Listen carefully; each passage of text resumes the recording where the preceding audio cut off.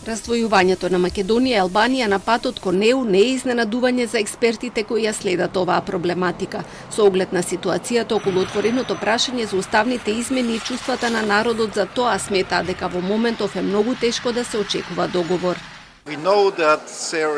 Знаеме дека ова е многу тешко за луѓето овде, затоа што ставот во минатото беше дека вие сте понапред од Албанија, па ова е сега фрустрирачко. Но европските процедури се тешки и не верувам дека нешто може да се промени.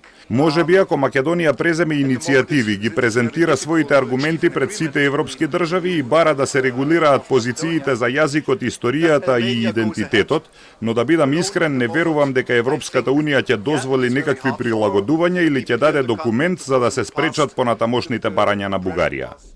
Нашите експерти пак сметаат дека решението е во порационални разговори со Бугарија, затоа што идентитетското наддавање од двете страни не води нигде, а гаранции дека нема да има нови барања никој не може да даде.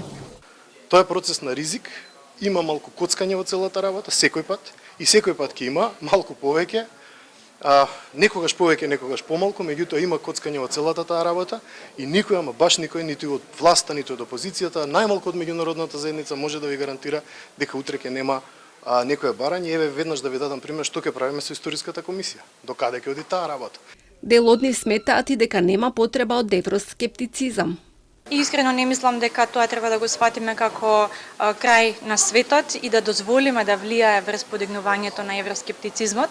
Зошто? Заради тоа што Албанија тек сега ги почнува преговорите.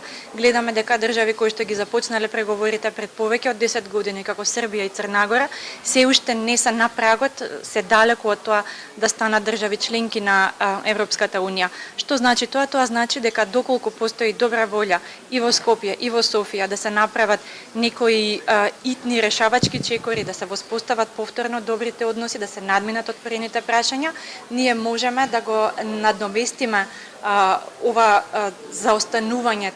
Дел од препораките се и да се остави простор за примирие за да се смири реториката од двете страни, а потоа да се дозволи со проблемот подипломатски да се соочува министерот за надворешни работи.